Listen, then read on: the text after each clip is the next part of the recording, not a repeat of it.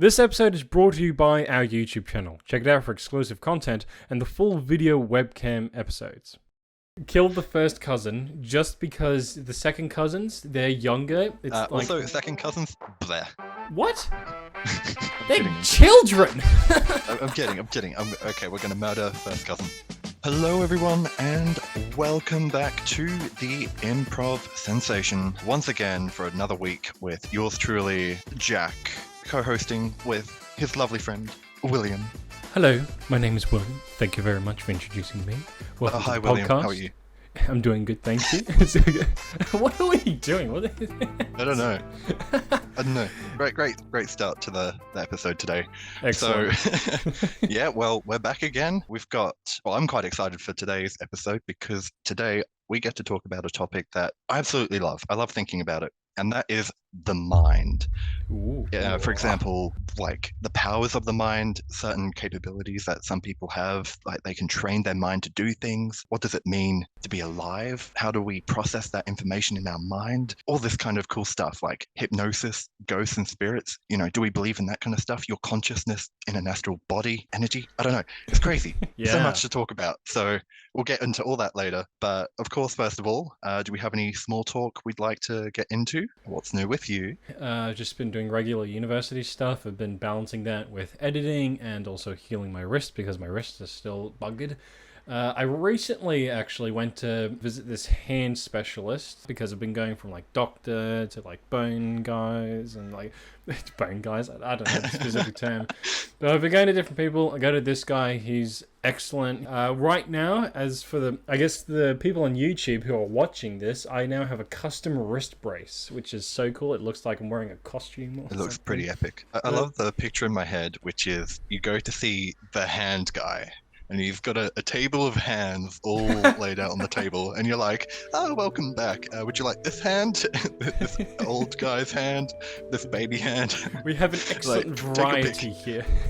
Yeah, and then you go to see the bone man. And the bone man gives you the right bones you need for your hand to connect them up. And he's like, oh, well, it looks like your bone's a little bit too long. So I might have to adjust you to a different size for a moment. That's absolutely funny, but also you just brought up like redoing like the bones if they're too long. That's actually a possibility that I might have to do with my bone because there's the large ulnar bone that's on your forearm, so it's further out. It's like closer to your pinky. At the top of it, it's rubbing against these little tendons in the TFCC or whatever.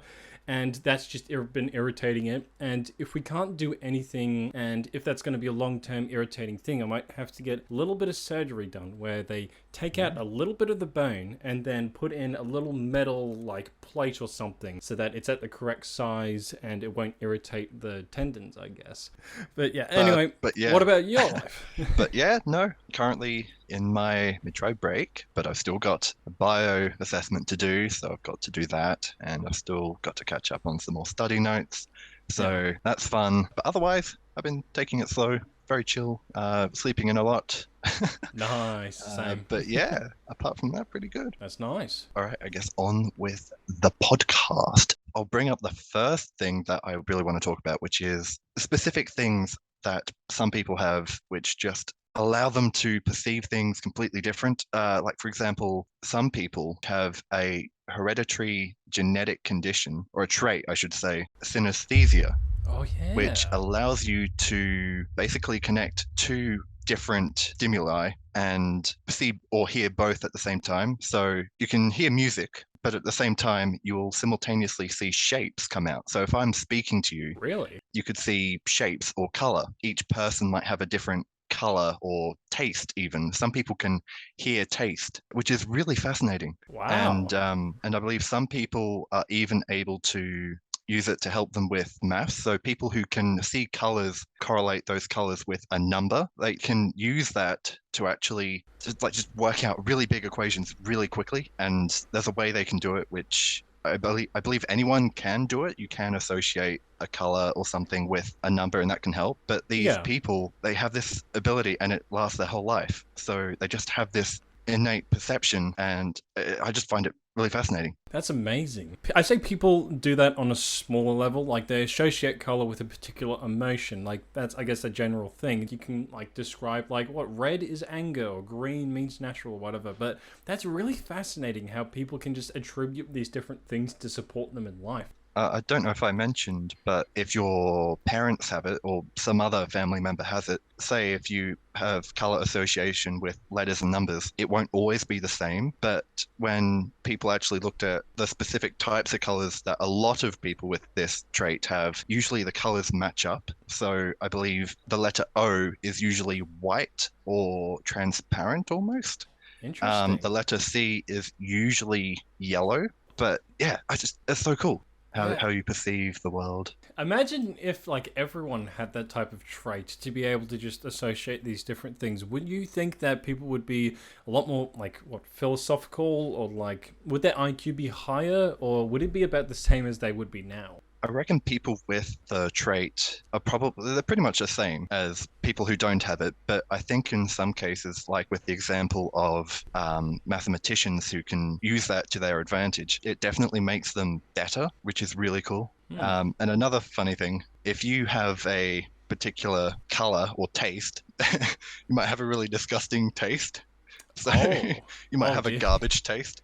So Hmm. someone with synesthesia could walk by, hear your voice, and go, "Oh, you taste like trash," which is a thing. Some people do have really disgusting taste. Like you go up to this guy who like everyone knows is a douche, but then you as a person you don't know who they are or what they're like. But then the instant that they start talking with you or you're around them, like you instantly know. That could be like a cool super well, I wouldn't say superpower because it's a natural thing and it's not like expanding like superhuman like you're flying or mind control or whatever, but like these elements, that could be a very cool thing to just go around society and be like, oh, that person's sick. Like they have such a creative field, and this guy, oh, he's such a dickhead. What is this even doing?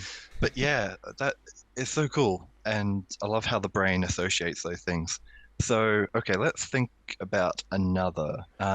Do you have another off the top of your head? Well, I guess in relation to this, just thinking of people conducting like experiments of sort like social science, like when Social people science, yeah. doing like simple tasks or making simple readings just to come up with like something that isn't like commonly shared. People can attribute to like, oh, well, this thing that kind of makes sense, but then it doesn't mean that everyone has this kind of like reaction to something or anything in particular. I Hmm. was looking at this website today.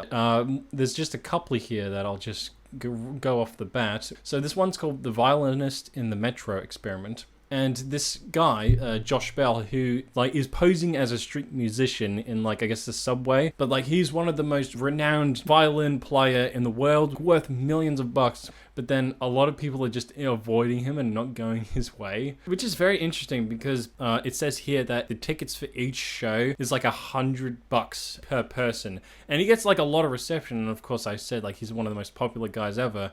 But Mm, when it's on the street and it's just like a regular person, people are avoiding him, which is that's interesting. Yeah. just like how people would perceive that. Like if you were to just compare like a concert, like a rock concert or something, compared to like a band trying to get a gig, would people enjoy either going to the concert there or like listening to them in the city? And it wouldn't just be like a thing where you're thinking like, oh, I love rock music. Rock music is amazing, but it's the specific things. Like, what are you doing? Are you going to shop or are you going to specifically listen to them? Where these would trigger certain emotions with people, I reckon. So, like, if in Hmm. public, like, let's say with the violinist and people just trying to avoid, like, going near him or listening or whatever, and comparing that to his shows, it's just, there must be something there that just makes that distinction between people choosing to listen and not listening. Yeah, I think part of that definitely has to be the situation. So if you're on the street or in a subway tunnel, you have another objective that you set for yourself that you have to do, like going to work, getting groceries, that kind of thing. So I guess it would be out of your way and you wouldn't be in the mindset as such to go and listen. Yeah. It, but I guess if you wanted to go listen to that person playing and performing on stage, that would be what you do. And I guess you'd devote the money and time to do that. But yeah, that is really interesting because it's not like the quality of the music changes if he's on the street or on the stage. Yeah. It's just the environment around him or her or them. Yeah, yeah, Be inclusive. inclusive, Yep. 2022. Yep.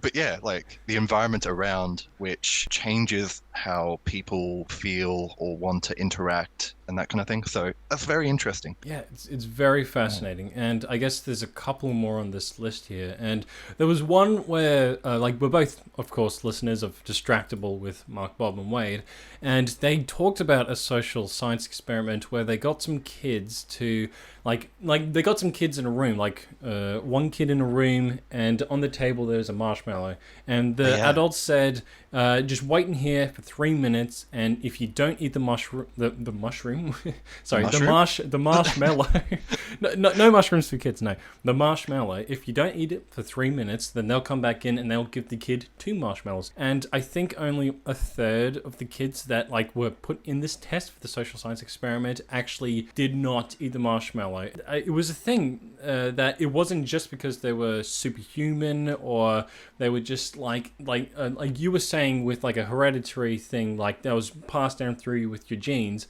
It was just a thing where they were just distracting themselves from it. They weren't focusing on it. It's kind of like an addiction where if you start to think about the addiction more, you get more addicted to the addiction. Mm-hmm. I wouldn't attribute all people who have that mentality to... There's a bunch of other people where I guess we'll talk about, like the Iceman, who, like, just to highlight what he does, basically he's, I believe it's in Norway or somewhere, where he just like he just gets in like freezing water, which is like minus 20 degrees or whatever. It's just incredibly cold. Yeah. And then he's able to have the mentality to just stay in there and to be able to bear it. And like a bunch of like celebrities and people have done it with him, but like I wouldn't attribute to having that at an early age to be able to like resist the urge to do something or anything, because I'd say, is that a depleting resource to be able, like, if you're just resisting something so much, then maybe in later in life you're like less resistant and you don't have the strength to do particular things? I don't know. I don't know. It's also, like, I love how I love how you link the Iceman to children and not taking marshmallows off a plate. it's a fantastic world, man.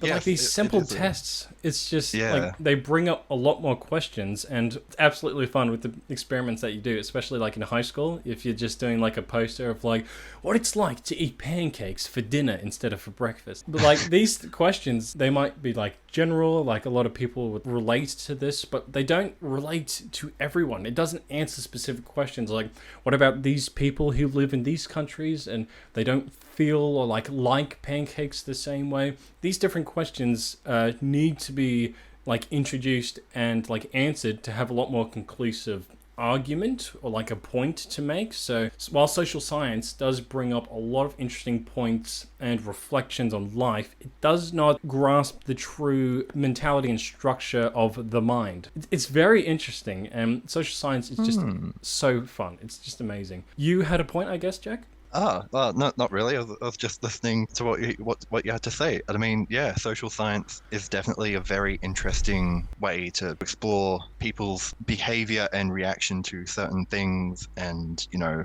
what we tend to do, what is instinct, what is acquired behavior, stuff like that. But yeah, very fascinating. Okay, what about you? What about some more points about the mind? All right, so a couple of things spring to mind. Go. Yeah, quick fire. Whoa. Quick fire. So another, I guess, a mental condition that is also really amazing to do with the mind is dissociative identity disorder. Yes. Which is a disorder where childhood trauma leads to the mind's ability to split into individual, I won't say personalities, but almost like individual beings, which aren't able to recollect. They have like amnesia between each other. So one alter, which they're called, can't remember what another alter has, and they each have different purposes to help the body and the mind handle everything due to the trauma they had when they were younger. But to me, it's really incredible how the mind is able to actually do that. It feels like such a complex thing Yeah. And I don't know how well understood it is either. Yeah, it's just really interesting to have multiple people in the same body who have these different they do have different personalities. Some have different accents, they have different interests. Yeah. Like it's really it's really fascinating. And unfortunately, I do think it is badly represented in media too. Oh no, yeah. Like Split. It's been terrible. There's not like a murderous alter in these people or anything like that. Yeah, So I yeah, did some research for this in particular when Moon Knight came out because it brought out that mental, like, I don't want to call it disorder because it is like a mental disorder, but like it is a it's thing that a mental happens. condition. It is a mental condition, but like I Mm. wanted to just search this up to see if there was more research on this, and you were saying like, is it widely known?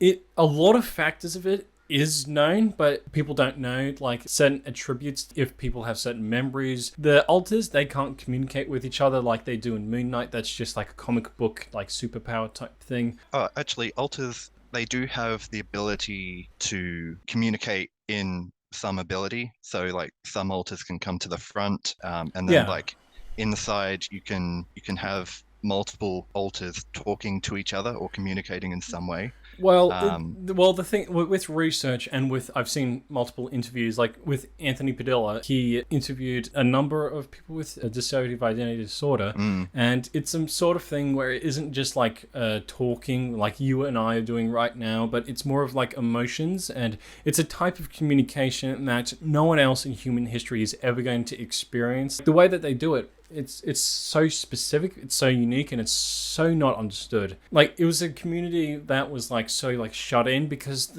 like everyone else had been like such douches like with them and like their conditions, which is so terrible. Many of them are able to come out and express themselves now, and society's able to just fit them in and be able to take care of them or like act like they're normal, because these are still like people. Stupid stereotypes that have just yeah. shaped these things in movies that have made people scared. While there is not enough knowledge about dissociative identity disorder, there's still things that people should know. Like if someone was to come upon a person in public who had that, and they wouldn't be able to know what to do or anything just because they only seen the movie where this murderous guy was there, so they don't know like the fundamental information they need to like help people or just understand. Like I understand now, and if I was to come across a person who just changed into a different alter, then I'd be like, oh, okay, well, hi, my name is this, like these are different things. Yeah, I definitely agree on the society should be more aware and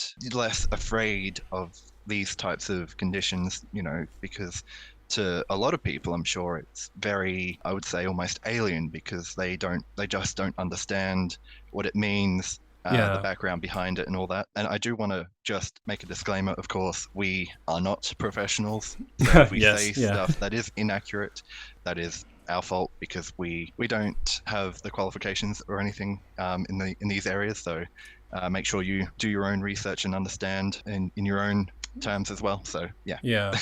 Like to imagine that this has been around for so long in human history. I don't want to dive into this pit or like anyone offended, but I'm like these different people, these different places, like Aboriginal people, like the Chinese, Asians, all of these people, they've been around for so long, and only like in recent like hundreds of years have been like separated or discriminated just because they might be different from like the one civilized guy or woman or whatever. But I just find that part of it terrible. But like you just have to remember they've been around forever and they're still human, so you gotta treat them like they're a human because they are. Yes. People, they are. You hear that, people? Treat everybody the same. You could say like-minded. Like-minded. The mind. Keep it on topic. Yeah.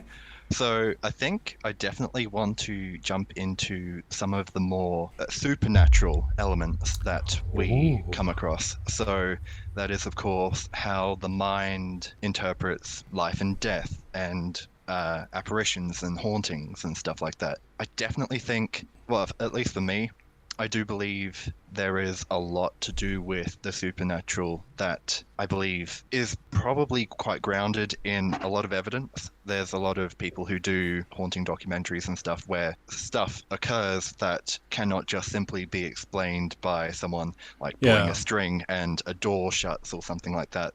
Stuff that happens in a way that just can't be done without human interference, if that makes any sense. No, yeah, So I that's understand that's that. very interesting. And also people who have almost like out of body experiences when they have like a near death experience in like hospital or something, if they're coming out of a coma or Yeah. having an operation or something, and they can see themselves and they have such detailed experiences of those situations, they recover and they come back and they tell people of this. And to me, that's really interesting how even though the body is kind of under, the mind can still see and experience everything perfectly Yeah. clear. And even stuff like someone might have even seen dead relatives or, they hadn't met before. But Yeah. then, so there's a lot of that kind of not really understood and not yet discovered stuff that I find really fascinating about the mind. So Mhm. like untapped ability right in the noggin.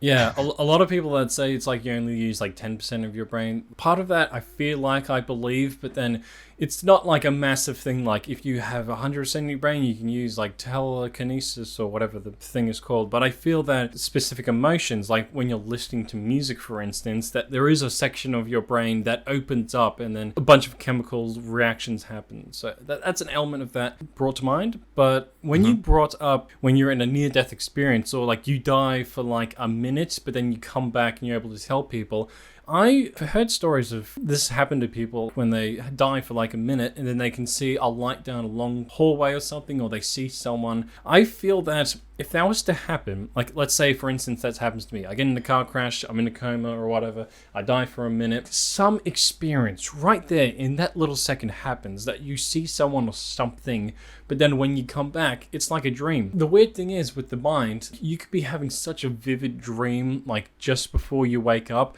You wake up, every second that passes, bits of that story and that dream that you just have get chopped away. I could describe like what my dream was about, but like specifics, like people's names or facial expressions or whatever, that kind of fades away. So I'd imagine when you of like that death period, I'd say, and you come back to reality, a part of that kind of fades away, and it would be hard for you to express what happened because, like, that experience of being dead but then coming back to your own body, not a lot of humans are going to experience that. People are Yeah. just going to like die and then that's it. But just having those raw emotions in that moment when you're not with your body, like you said, like looking down at your own body, an out of body experience, that would be so hard to like describe or tell people, and Mm. then people won't believe you. Like Yeah. saying you see a dead relative or someone you don't know. How would you describe that? I'd say it's an element where a lot of things have happened in human history, and I believe, like in the supernatural as well, there are things that we can't explain, and the things that we Mm. do explain that we just cannot believe, just because we're such small-minded people at this Yeah. period in our civilization where we're just like in a little box, can't look Yeah. out through the keyhole into the universe. It'd be very hard Mm. for us. Like each individual human mind is like a little grain of sand on an infinite beach. Some things, pass down from generation to generation about stories that we as one mind can't fathom like how vast the universe is as well. Yeah, And past experiences, and we don't know what happened 100 years in the past and the exact details of each thing. So where I guess we are all very small minded because we just don't have access to so much more knowledge and things that we simply don't understand yet that would otherwise, I guess, contribute to our greater knowledge in the yeah, world. Which, absolutely. yeah. I'd say there's an element of history with humanity where we structure things with, let's say, religion or like dates and stuff. Like the year right now is 2022, and that's just a decision because some people were like, we'll establish this point from like what the birth or the death of Christ or whatever, and this is how it's struck. Like there are, of course, people who date their years or their days or whatever differently, but we have a certain structure with our lives that kind of narrow our mind. I can imagine an exponential growth in technology and civilization, and things aren't the same as they were, let's say, in 2003. But that concept of 2003, the whole universe, just to think, our galaxy has its own set of rules. With all the other millions and billions of other galaxies, they have their own rules with physics and how, like, what gravity works and how time works, how they structure things, maybe not with words or calendars, maybe with their mind. Maybe they've expanded their mind to 100%, and like they're able to use their mind in a capacity where it isn't as structured as we are. But the thing is, they do it differently. The universe isn't one unifying measurement. Like, we're going to find so much out there in the universe, but we're also going to find even more with our own mind if we, like, delve into that even more with, like, conversations like this between you and me, or like social sciences, or like people testing their own limits with a human body. But these things that definitely need to be considered for us to move up as a civilization, man. Yeah, we are still so a tiny speck in the grand scheme of the existence of our universe, and like what lies beyond the universe, we don't know. But actually, I would like to ask, do you believe in the afterlife? Do you believe the mind is sent, the consciousness is sent somewhere else beyond, or are we simply matter that decomposes in the life cycle that is our lives? I'm definitely going to say that I have considered this before. There are many different ways of structuring, like how, whether it's like reincarnation, because I definitely, at one period in my life, I was like, oh, we recycle souls and it goes back into humans. I thought that was very funny. I'd say after death, I reckon that it's like a self-reflection of your life, not just like looking at flashes of your life, the raw emotions that you felt throughout it. It's just kind of like compiling down to this one moment where you're like saying farewell to it, and your soul kind of does dissipate. After our own death of our existence, we are contributing to something much larger than we can understand. I'd say much larger than even the universe, because like, I don't, like, with the multiverse, I don't believe in that, honestly, until like time travel exists. But there's something beyond the universe that we can contribute to, like maybe not in our human soul, but beyond our own lives. There is something out there that is just beyond our understanding. And even after death, when all these revelations happened, when all the big questions, like what's the meaning of life, 42, 42, all of these different questions, you still won't know, because you're just like a little Lego brick in a giant Lego set that's for this one kid in this giant Lego house in Lego City, where in this giant town, Lego town.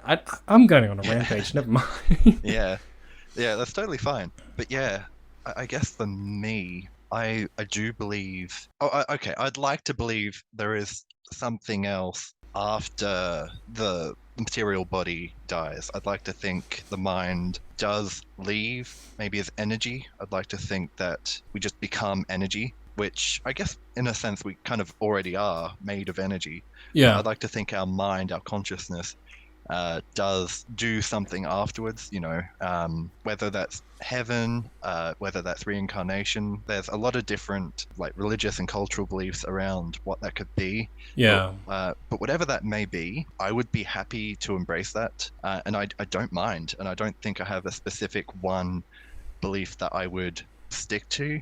In terms of that, I would be happy with any kind of way to continue on living, which would be really nice. But also, if we are just bodies that will eventually die, and that's kind of it, it is nice to think that our energy is passed on to the earth and the soil, and then that continues the life cycle of plants and other animals as well, which I also embrace.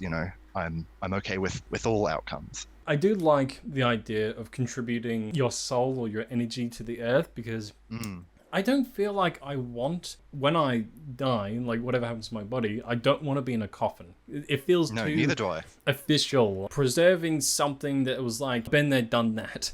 Yeah, exactly. Like my body, it's been used. It's contributed to the world or whatever. I want it to be like my ashes or whatever part of me is able to contribute to like a tree growing in some way that helps with nature, I would absolutely love that. It's just very massive to think about. Yeah. Like, we have been joking throughout the episode of like, oh, the mind and the emotions, but like we've also been very serious this episode. I guess you hope you guys enjoyed like our not thematical, what do you call it? Philosophical type of discussion. Kind of outlook. Yeah. It's been like one of the, I guess, best conversations I've had in a while. Like, we've had some great episodes. That's very nice. But yeah, Thank this you for saying that. This has been a sick episode. I mean, this is awesome. Yeah. And I do want to say, back to what you were saying before, I absolutely 110% agree with not wanting my body to be put in a coffin, in a slab, under the earth, in its own tiny plot of land, and then that's it. And it's just, the reason it's there is for the living. Yeah. Like, once my body is done, I don't need it anymore. I would like it to be used for something greater. And I think, as you were saying as well, I think we all crave meaning and purpose. Yeah. You know, that we hope there is something more after death. And I think that's partially why so many religions talk about the afterlife, is that we believe there is something greater. It's like something tangible to hold on to and to almost in a way comfort us, knowing that there is something else for us, because otherwise it's more like existential dread, where you're like, oh my god, my life is finite. I'm going to die. We're all going to die, and oh my that's goodness, it. And I can't bear there's nothing anymore. else. Yeah.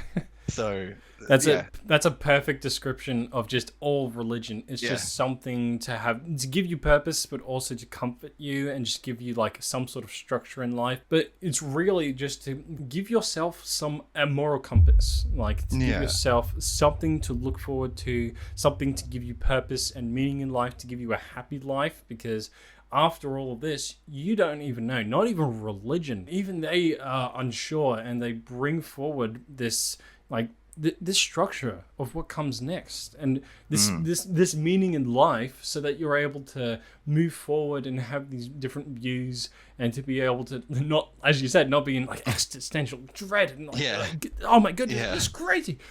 All faith is like the relationship between the mind and the universe around you. Like, I guess tying back to the topics. Yeah. The mind is so fascinating. Like, we could go on for like another hour of this or whatever, but how long have we been going for? I mean, probably in editing, this would probably be like 20, 30 minutes. I don't know, but okay. This is so cool. But yeah, this has definitely been one of the best. I just love talking about these philosophical, you know, the mind, everything about it. It's so fascinating. As we keep saying, just grasping what we know about ourselves. Oh my god! Like, what if you think about? I don't know. Never mind. Scratch that. It's just all these big questions running through our heads now, and probably for you listeners as well. You're thinking of these massive questions like, my mind is exploding right now. What's going to happen after I die? I guess we were talking earlier in the episode about willpower and having the willpower in the mind to be able to get things done and be able to approach things. It was about a year ago I read a book written by Bear Grylls called Mud, Sweat and Tears. Have you read this, Jack? No, I have not. He's like a British explorer. He goes to these mountains, just does all of this survival stuff. He's a survivalist pretty much, but I'd say before like his fame in television, becoming like a celebrity, he was part of the British SAS. Not the military, but like these toughened hard men who are able to be out in the wilderness or the mountains for like days or hours on end. The things that they go through with training, it's very strict, but it's also so taxing on the body. You do like a bunch of running and working out for this, and if you even fail like one of them, even if you fail like a half a second, like you just get kicked off of the SAS training, I guess. It's like a 5K run, but it's like a ruck run, which is basically you're carrying 20 kilos of like rocks or whatever on your back. You got all these equipment, because in a situation like that, you would probably have to like carry a guy or carry so much equipment. They do this in mud and rain. They do a lot, like in more extreme things, they do a lot more running. They do a lot more strategy with using maps or like having to negotiate just in case they get lost or kidnapped, or just all of these things I just found so amazing. And if you guys want to just go read that, or just find like a description online which just details all the things that Bear Grylls went through, it's just so incredible. It's such a motivational guy, just to have the motivation to keep moving throughout all of the tough like moments in his life. Like at one point he jumped out of a plane with a parachute, but then he took out like the parachute at the wrong moment and he broke his back, and then he had to spend like months trying to like walk again, which is so insane, because I think a year or two like after that accident he went up Mount Everest, which was just a dream that he'd always wanted to do, like ever since he was a kid or whatever. And that is so taxing on a lot of people actually die. Like that is the thing that you need the most willpower in your mind for, going up Mount freaking Everest. Like, that is insane. Like, I wouldn't want to do that. Like, go up Mount Everest. Like, I probably died. Like, look at me. I don't even work out. Yeah. Okay, so the takeaway, I think, from that, which I really love, with the power to will yourself to get something done, people have been able to try and overcome, like, disabilities and stuff due to just the power of their mind.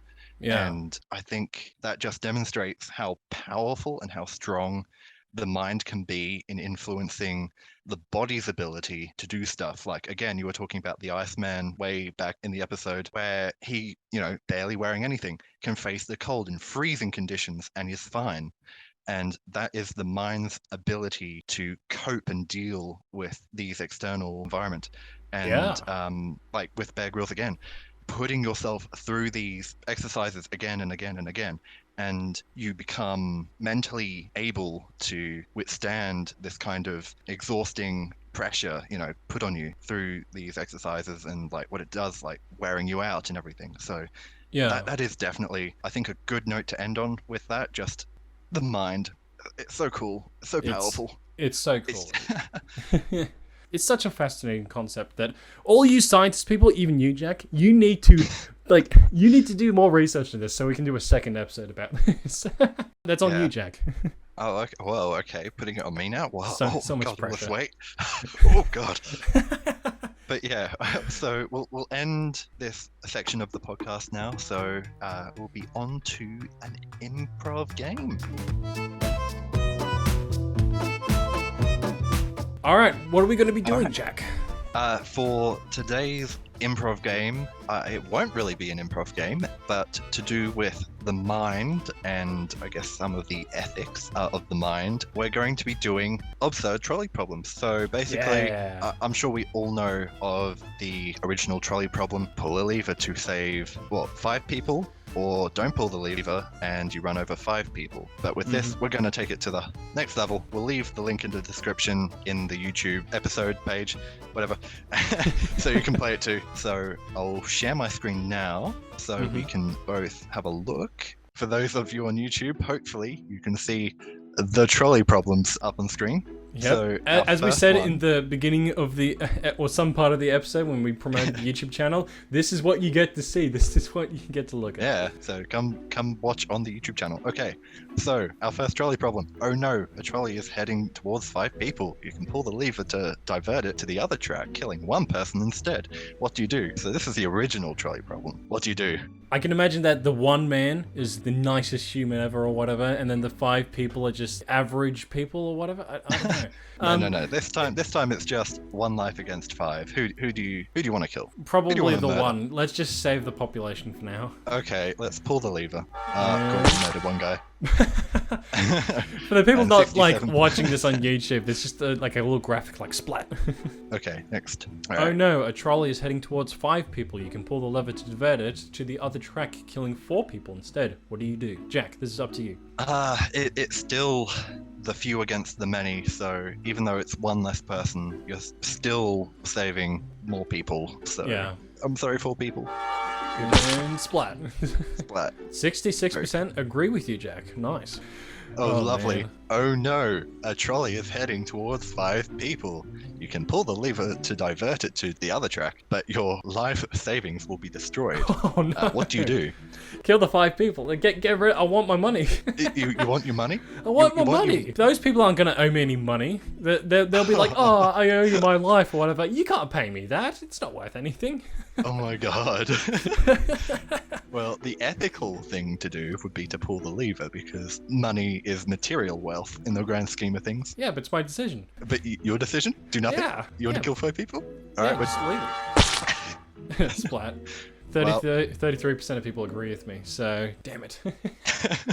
All right. Oh no, a trolley is heading towards 5 people again. You can pull the lever to divert it to the other track, sacrificing yourself instead.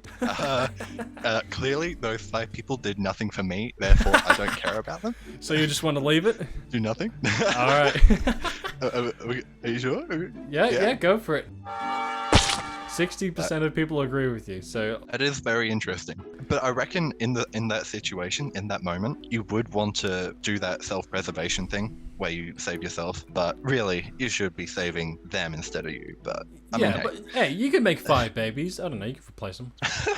You can reclaim the population by creating the babies of the lost people. Love it.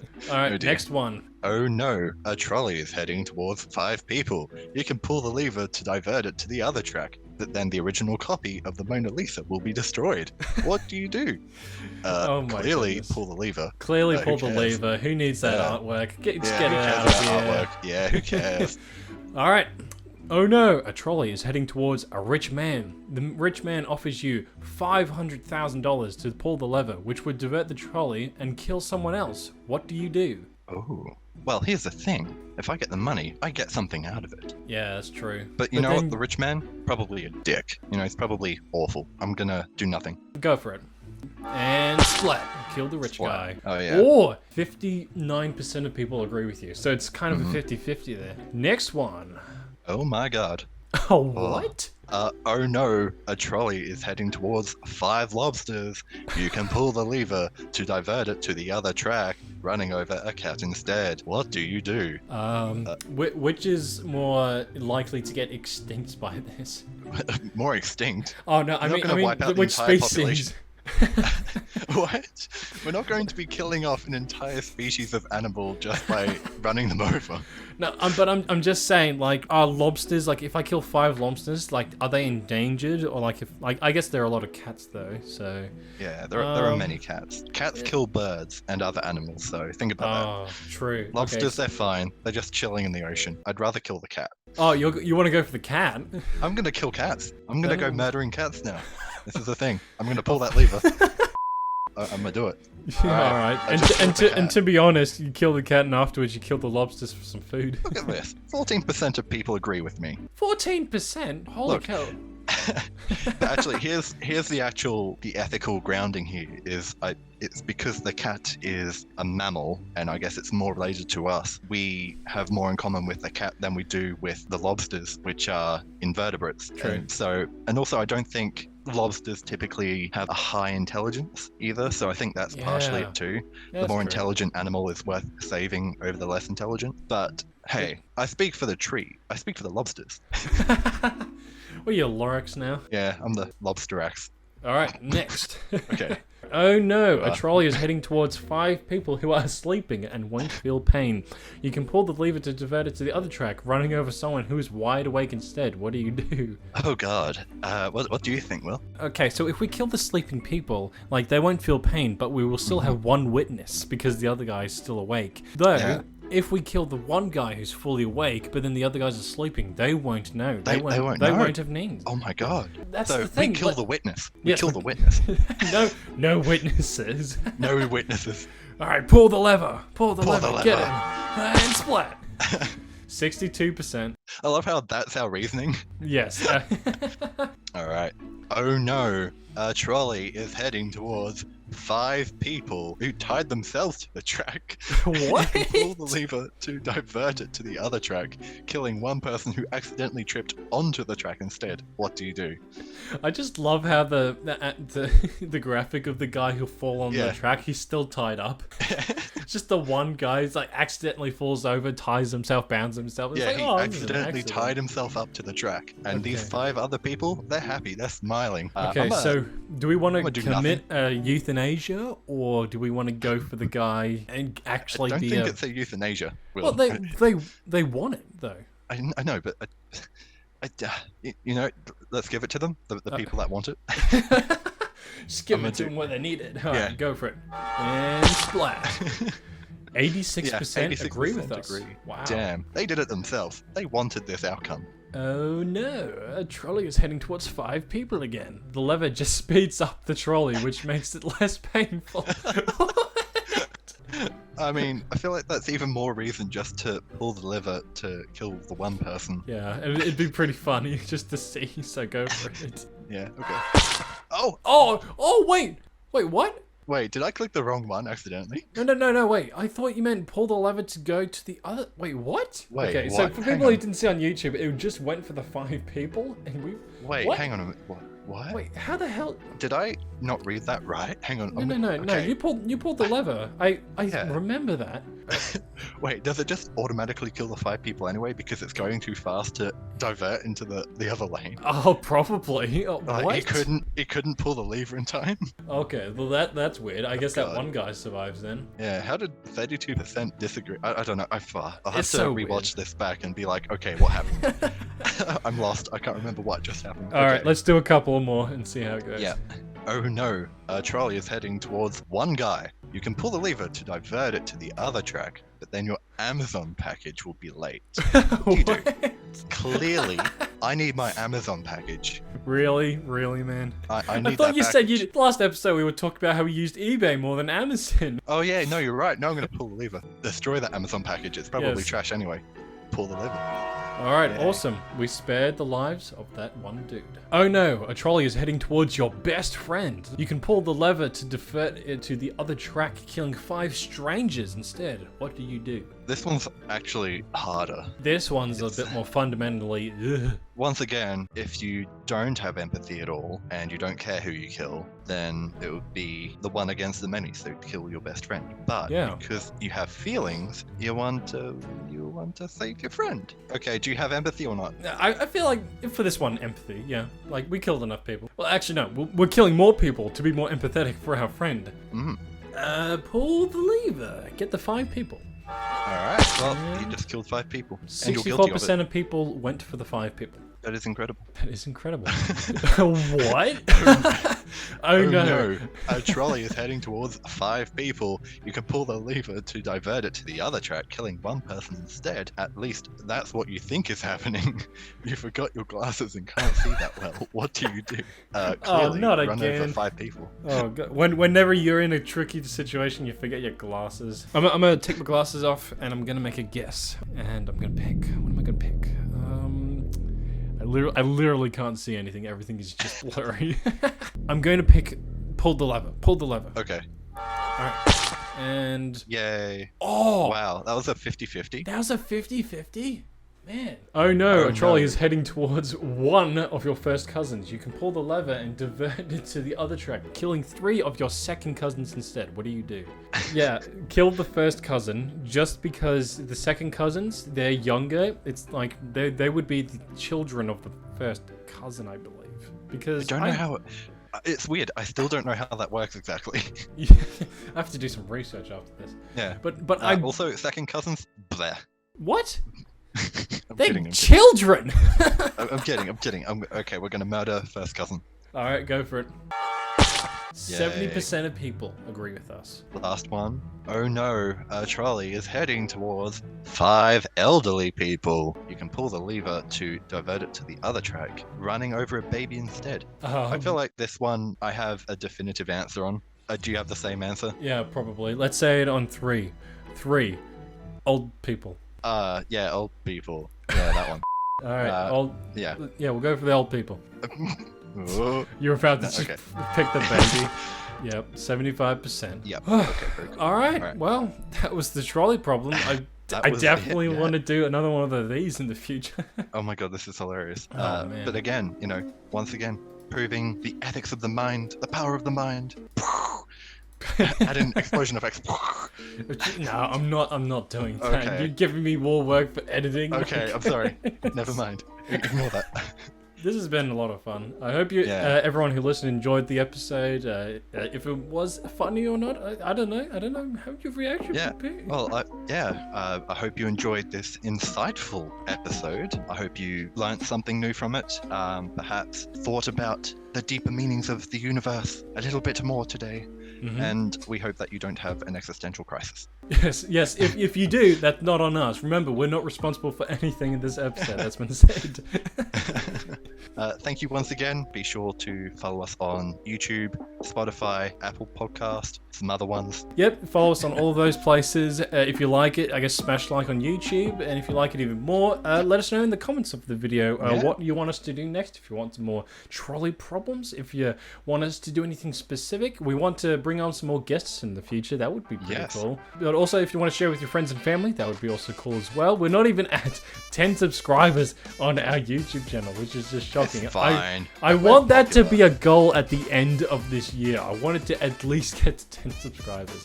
My goodness. Alright, thank you so much for listening, and in the next episode, I guess, we'll see you then. Improv out? Improv out. Ooh.